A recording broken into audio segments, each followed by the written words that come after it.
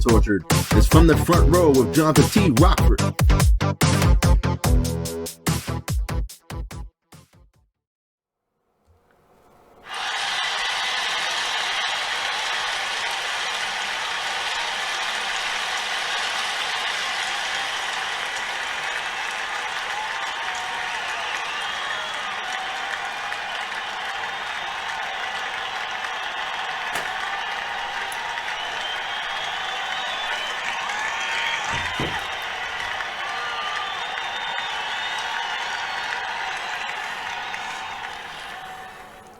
What's up, WPA? It's me, Johnathan T. Rokford here, and the longest running episodic TV show here on WPA, From the Front Row.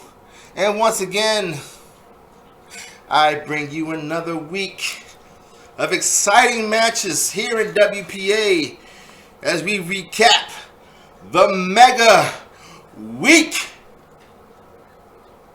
Okay, it wasn't that exciting, but we did have some good matches here in WPA as we had the Emperor 2K Anomaly taking on Switchblade. Folks,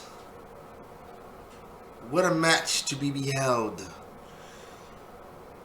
But in the end, the Emperor will be the Emperor, and his kingdom is not that strong. And the Switchblade was able to cut him down and pick up the win. Jeez whiz.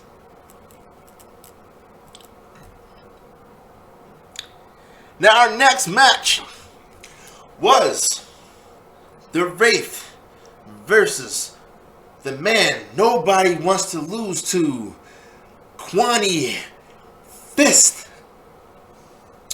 And unfortunately, the Wraith was not as lucky as most people, and he actually suffered a loss to Kwani Fist as Kwani was able to roll him up and pick up the win. I think he grabbed some tights too. Hey, what's up, Flip? Nice of you to join us today. Did you have fun? Yeah. I know, it was a battle royal. Can you let us know next time you're gonna go do that? Really appreciate that. Thank you.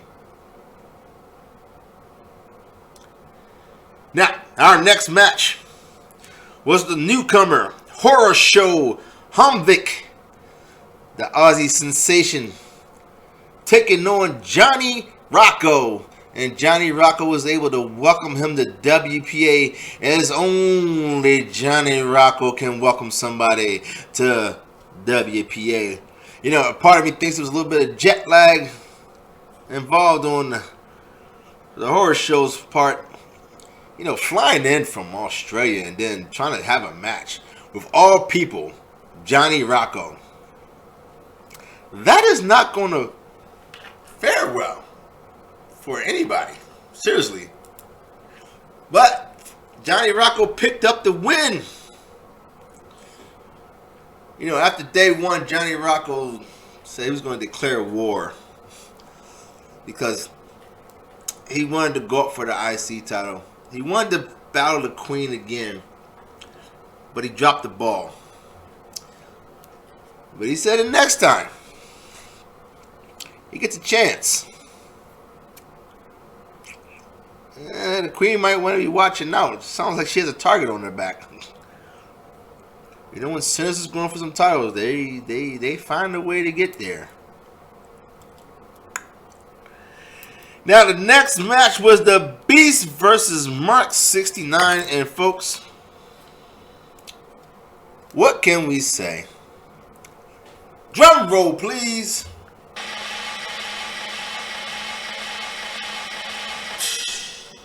Match ended in a time limit draw. I think, is that our first one of the year? You know, are we doing an AEW here and having our first? I think we had our first. The first draw of the year. Yeah. One-on-one match, that is. But yeah, it came to a time of draw. It's like the Beast couldn't pick up the win or lose. So, you know, maybe we have a part two. You never know. Could be an ongoing soap opera here in WPA.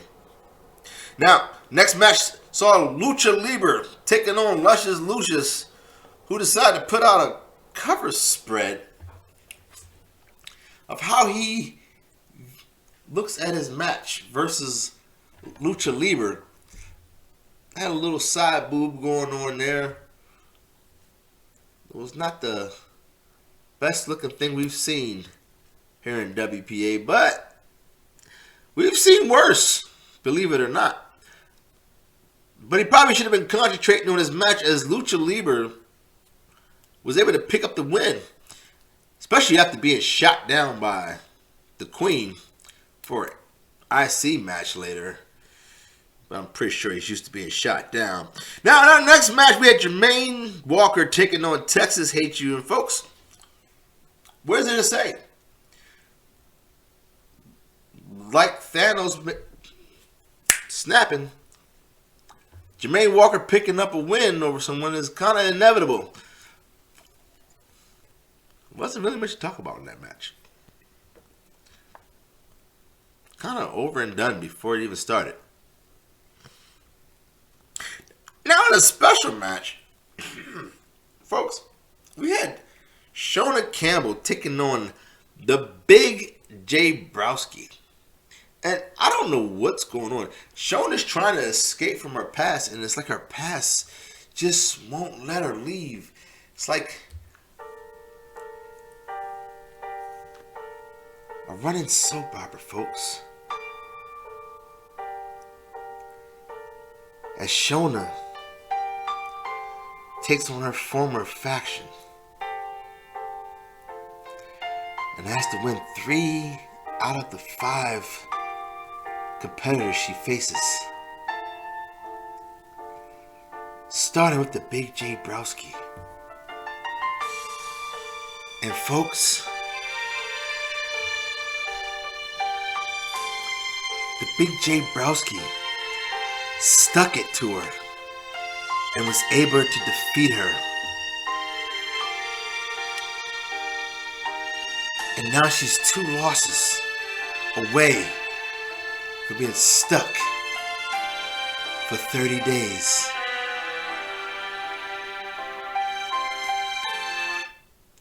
But that's what happens when you take on a match with stipulations, folks. Now, our next match was a #1 contender match for the TV title, as we had the First Lady Alexa Leslie taking on Captain Chaos. And Captain Chaos was able to pick up the win, folks. Defeated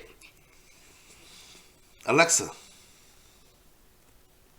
Good thing I don't have an iPhone right now. So he is the #1 contender for the TV title. Now in our next match, we had the #1 contender match for the triple. Makes me sick every time I say it. Triple threat title, as Shepherd Bane took on Supreme Knight and Martel the Carpenter. And after a shock of a win at day 1, folks, we're expecting Martel to make a repeat, to do it again. But folks, this is Martel Carpenter we're talking about here. It ain't gonna happen. As a matter of fact, what did happen was Shepherd Bane pinned the territory champion and became #1 contender for the triple threat title. Now, we had a break in action, and as we had that break, the Beast decided to call out the Emperor 2K Anomaly for a good old-fashioned game-changer title match. And that one went for a little bit. We had a little marathon. First marathon of the year, folks, and the Beast was able to pick up the win. Now, for some reason, this next match, he decided to call out Martel the Carpenter. And folks, I'm telling you, I don't know what it is. People like to try to beat Martel for some reason.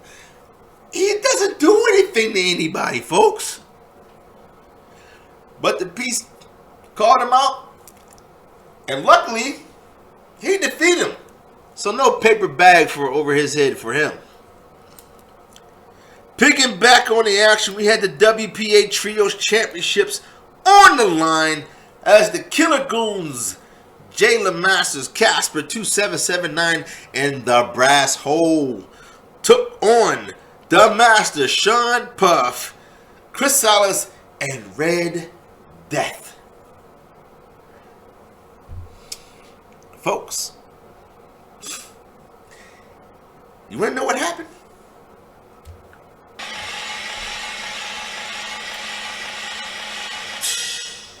Killer Goons lost their titles, folks, as Red Death was able to pin the Brass Hole.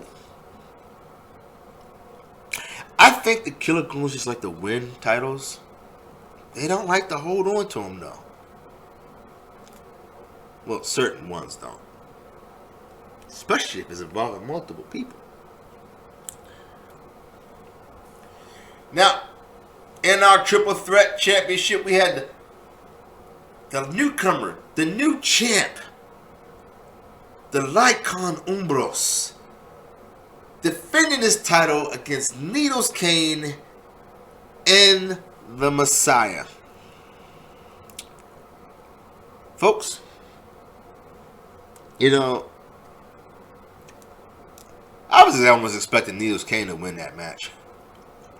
Good thing I didn't bet on it, because I would have lost some money as Lycon, or Lycan, or Toucan, was able to retain his belt, pinning none other than the Messiah. You know, for a guy that talks so much trash, you would think he would have a considerable amount of wins to be able to back up what he says. Yeah, not so much. Now, our next match for the TV title saw Lady Assassin taking on Robert Isaiah Salea. I swear to God, you need to find a name for yourself. It's obviously got to be something in your name, because nobody is scared of anybody named Robert. And Lady Assassin showed she was not ready to give up that title as she defeated Salea and retained once again. So that means next week it'll be Captain Chaos versus Lady Assassin for the TV title. Thank God it won't be a mega week, but we don't know what the bookers got in hand. They got all kinds of things up their sleeves, folks. Never know. After all, this is WPA. Now, in tag team action, we had the tag team titles on the line as Killer Goons, Big Mel, and Money, MF and Mike, took on, now bear with me a little bit, folks, Super Champion King of Tyville. I got tired just saying that. And the Prince of Crime, Delirious. And folks, for most of the match, Super Champion was controlling it. Then he made the mistake of tagging in Delirious, folks. And that's when it all went downhill, as Big Mel was able to hit the big hand or big slam or whatever he calls that move and pin Delirious. The Super Champion just shook his head. He couldn't believe it. Had the match in hand. All Delirious had to do was understand the assignment, and he couldn't. No, not one bit.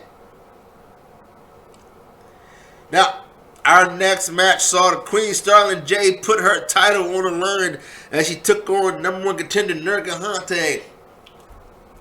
And it's a good thing she took on Nergahante, folks, because Johnny was in a fight mood.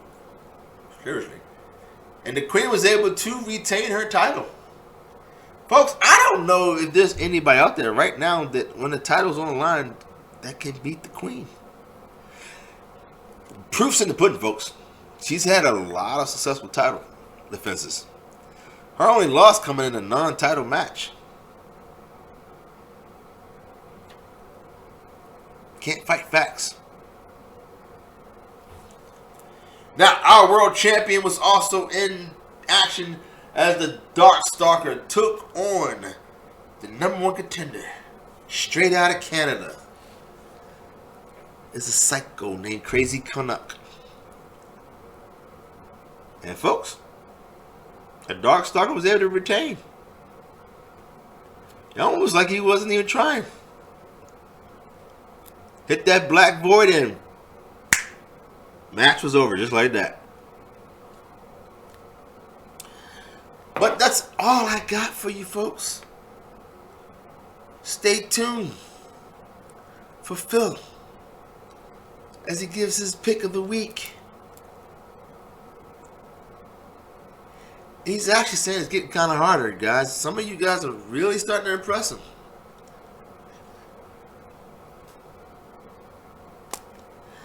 Stay tuned to the WPA page for announcements from the admin. Also, any type of anniversaries that are coming up, folks. As we're coming up on our 1-year anniversary here at WPA. Should be exciting. We might even go live. Never know what might happen, folks. It's WPA. But that's all I got, folks. Remember, make sure you hug your loved ones. Don't drink and drive. Pick up their phone and call that friend that might need to hear your voice. I'm out, folks.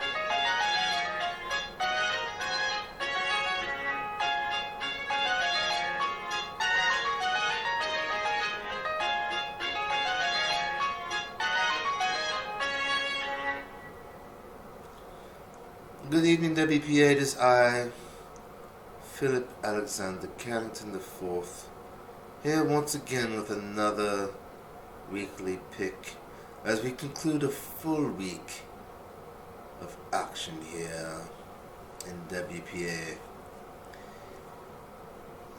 And I will say, it is getting very hard to pick as a lot of the performers are starting to step up their games, starting to win titles. A lot of newcomers showing just what they're made of here in WPA. And this week, my selection is a man whose name should strike fear, although I don't know why he chose that name, but nevertheless, this man led his team to victory this week,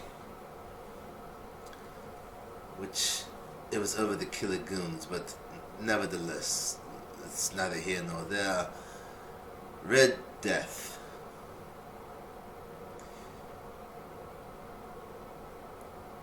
Leading this team, you can see that they had a strategy in defeating the Killer Goons, and it was led by Red Death, constantly warning his teammates when trouble was coming, making sure the tags were quick, in and out, very consistent tags, providing trouble for any goon that dares to step into the ring and face him.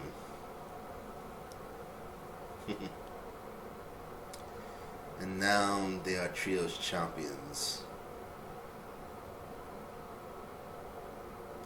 You know, it reminds me of one time when I went to go visit the folks in South Wales. A fight was about to break out. It didn't involve me, so I had no concern over it at all.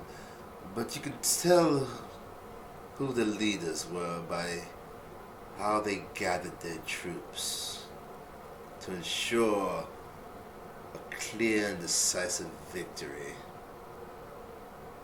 over their opponents. That's what Red Death did. And it led to gold around their waist. Now the question is, will Red Death continue to lead his team and hold on to the Trios championships? Only time will tell. So we shall see. You know, I didn't believe when Johnathan told me that the Killer Goons have trouble holding on to titles. I'm starting to believe it, though. Well, congratulations, Red Death, and to your team on attaining gold here in WPA. But that is all I have. And I bid you a good day.